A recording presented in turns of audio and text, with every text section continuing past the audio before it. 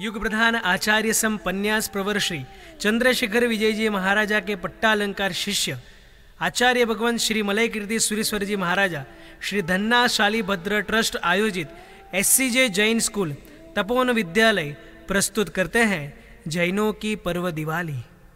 चरम तीर्थाधिपति आसनोपकारी तरण तारण त्रिलोक गुरु परमात्मा महावीर देव के निर्वाण से यानी कि मोक्ष गमन से शुरू हुए पवित्रतम दीपावली महापर्व को हे जैनों, दारूखाना यानी कि बारूद के हिंसा और अमंगलकारी पाप से कलंकित मत कीजिए।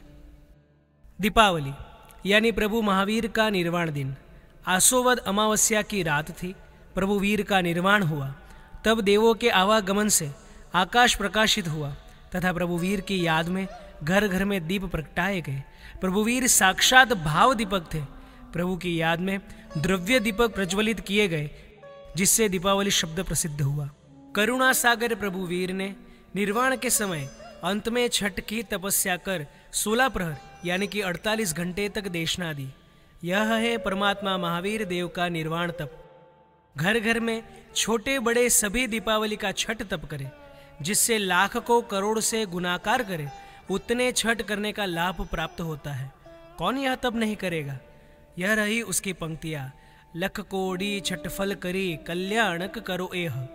यदि छठ करने की शक्ति या भावना न होवे तो अंतिम दोनों दिन आइम्बिल एकाशना या ब्याशना तो अवश्य कीजिए। त्रिलोक गुरु प्रभु वीर निर्वाण को प्राप्त हुए तब कई अनगिनत साधुओं ने अनशन स्वीकार किया और प्रभु वीर के प्रथम शिष्य 80 वर्षीय गुरु गौतम स्वामी जी, जो 14 पूर्व के ज्ञाता एवं 50,000 केवलियों के गुरु थे, फिर भी फूट फूट कर रो पड़े थे। और हम सब जैन आज क्या कर रहे हैं? फटाके फोड़ना। ओ प्रभु वीर की कितनी घोर आशातना। जिन मुख दीठी वाणी मीठी सुरतरु बेलड़ी, द्राक्ष विहासे गई वनवासे पीले रस शेलड़ी, साकर सेती तरना लेती मुखे पशु चावती, अमृत मीठू स्वर्गे दीठू सूर वधु गावती। कितनी सुंदर पंक्तियां हैं। इसमें जिनेश्वर भगवान की वाणी की मिठास कैसी है यह बताया गया है। प्रभु वीर ने अंत में छठ का तप कर 16 प्रहर तक देशना दी। श्रवण करने वाले भूख प्यास सब भूल गए। प्रभु वीर ने अंतिम 16 प्रहर की देशना में क्या क्या कहा होगा।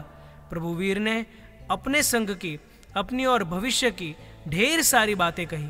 वह सुनने के लिए दीपावली का एक भी व्याख्यान छोड़ना नहीं। आपसे अगर कोई पूछे कि आपको सबसे प्यारा कौन, तब आप तुरंत जवाब देना कि भगवान महावीर स्वामी, क्योंकि उनके शासन में हम सब हैं। हमारे जीवन में जो भी अच्छाइयाँ है यह सब भगवान महावीर स्वामी जी की वजह से ही है। मच्छीमार या कसाई के घर जन्म हुआ होता तो ना यह शासन मिलता और ना ऐसा जीवन भी मिलता। ऐसे अपने सबसे प्यारे प्रभु वीर के निर्वाण कल्याणक महापर्व को सभी साथ मिलकर पर्युषण पर्व से भी अच्छी तरह मनाने के लिए सज्ज बनो। भगवान महावीर स्वामी का नाम महामंगलकारी है, विघ्न विनाशक है, दुख संकट और दरिद्र नाशक है, सदगति और मोक्ष धाम तक पहुंचाने वाला है।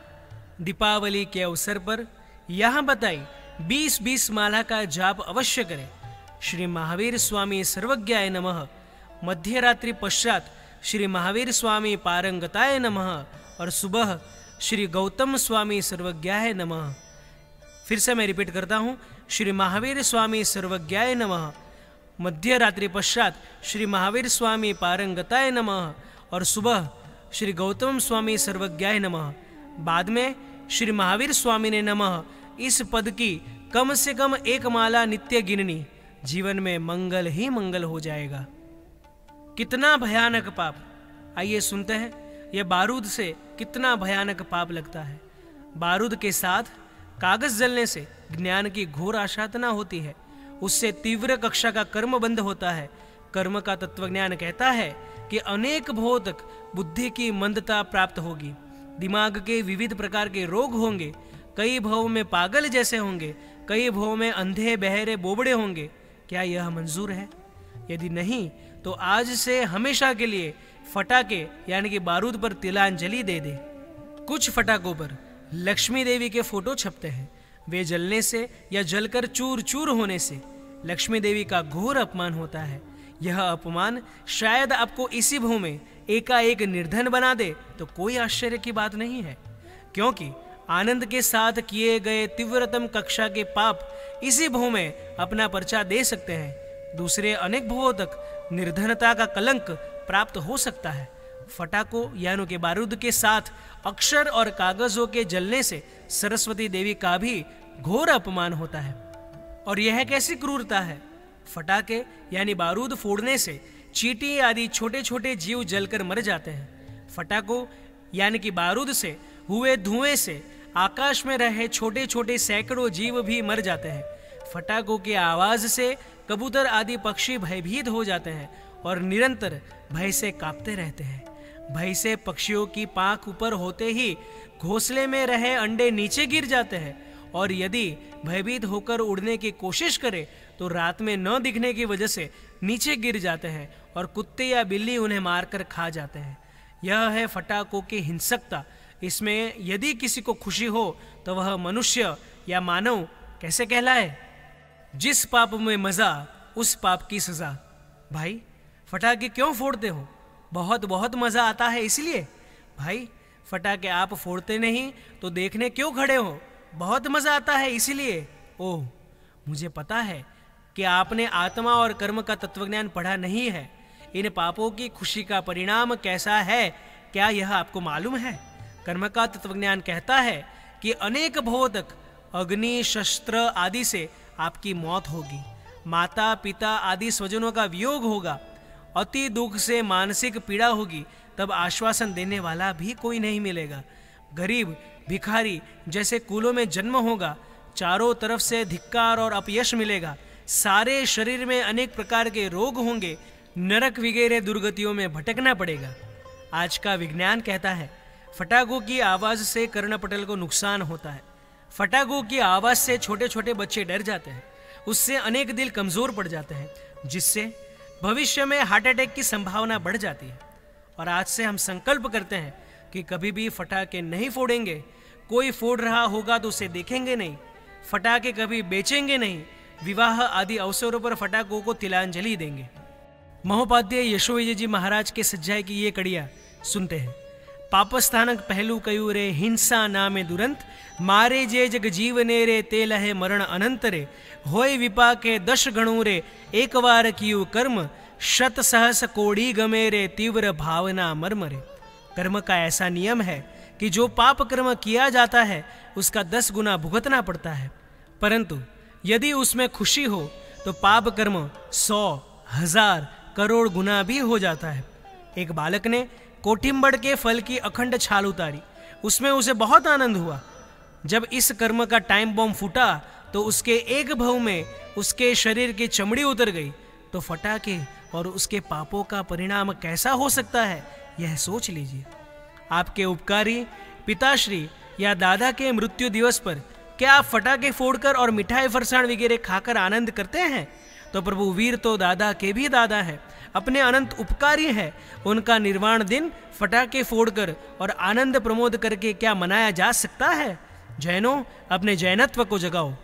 पर्युषण में प्रभु महावीर के जन्म वांचन के समय खुशहाली से नारियल फोड़ने वाले हे जैनों, वे ही आप प्रभु वीर के निर्वाण कल्याण के दिन क्या फटाके फोड़ेंगे? आपने दीपावली के इस महान पर्व को अपने मौज शौक और व्यवहारों को बनाए रखने के लिए दूषित किया हुआ है। यह तो महापाप है। जागो, इस महापर्व के दिन पर्युषण जैसा वातावरण बनाओ। हे अग्रणियों, हे श्रीमंतों, आप प्रभुवीर के अगर प्रखर भक्त हैं तो तपस्वियों के बहुमान और भगवान की भक्ति के विशिष्ट कार्यक्रमों का आयोजन करो। घर घर प्रभुवीरमय बनाओ। पर्युषण में हमारे की बातें करने वाले और जीवदया का फंड करने वाले हे जैनों, क्या दीपावली महापर्व के दिन आप ही फटाकों द्वारा हिंसा का हाहाकार करेंगे? आप पक्षियों को डराने का काम करेंगे या पक्षियों को खिलाने का? जागो, जागो, तब से सवेरा निर्णय करो कि कम से कम 10 अजैनों को भी समझाकर बारूदों यानी कि फटाकों के पाप से छुड़ाएंगे। अहिंसा परमो धर्म, यह हिंदुओं का नारा है। उन्हें बारूदों की हिंसकता का ज्ञान कराइए। आज भारत में गरीबों की संख्या कितनी है? यदि आपकी संपत्ति में वृद्धि हुई है तो वह फटाके फोड़ने के लिए नहीं है। किसी गरीब का पेट भरकर खुशियां मनाना सीखिए। अपनी संपत्ति का बेशरम प्रदर्शन बंद कीजिए। फटाके यह गरीबों की क्रूर मजाक है। आपकी संपत्ति यदि जंतुओं के नाश के लिए, पक्षियों को डराने के लिए, कागजों को जलाने के लिए है, तो ऐसी संपत्ति को धिक्कार है। मरने से पहले जो धर्म कर लेता है उसे भविष्य के भव में सद्गति और समृद्धि मिलती है। इसी तरह नए साल की शुरुआत से पहले दीपावली में जो बराबर धर्म करता है उसे नए साल में सुख और समृद्धि मिलती है। धर्म यह मंगल है, हिंसा यह अमंगल है। दीपावली या नूतन वर्ष के दिन फटाके फोड़कर अमंगल करने वाले पूरा साल मंगलमय हो, ऐसी अपेक्षा कैसे रख सकते हैं? आज बहुत सी पीढ़ियां डूब गई हैं और बहुत लोगों का व्यापार तकलीफ में है। उसमें शायद ऐसा कोई अमंगल भी कारण रूप होगा। फटाके विरोधी रैली हम सबको करनी चाहिए, जिसमें फटाके यानी छोटे छोटे जीवों को मारकर और पक्षियों को डराकर मजे लूटने का क्रूर तरीका है। एक धक्का और दो, फटाके फोड़ना छोड़ दो। वैष्णवजन तो एने रे कहिए, जे पीड़ पराई जाने रे। फटाके फोड़कर पक्षियों को भयभीत करना बंद कीजिए। हे जैनो, दीपावली में फटाके यानी परमात्मा महावीर देव की घोर आशातना। फटाकों की मजा हजारों भव तक दुखों की सजा। फटाके यह गरीबों की क्रूर मजाक है। मानव वह है जो गरीबों को खिलाकर मजा करे। आइए परमात्मा से मिच्छामि दुक्कड़म मांगते हैं कि हे प्रभु महावीर, मुझ अज्ञानी जीव ने आपके निर्वाण कल्याण के दिन जलसे करके और फटाके फोड़कर आज तक घोराति घोर पाप कर्म उपार्जन किया है। हे प्रभु, मेरा क्या होगा? मैंने अज्ञानता में ऐसे ऐसे पाप कर्म किए हैं कि जो हजारों भवों तक मेरा पीछा नहीं छोड़ेंगे। किस तरह मुझसे सहन होगा? हे मेरे नाथ, हे करुणा सागर प्रभुवीर, आज तेरे चरणों में गिरकर आज तक तेरी और तेरे कल्याणक पर्वों की मैंने जो जो आशातनाएं की हैं, उन सर्व पापों की क्षमा याचना चाहता हूँ। प्रभु, मुझे माफ कर दीजिए।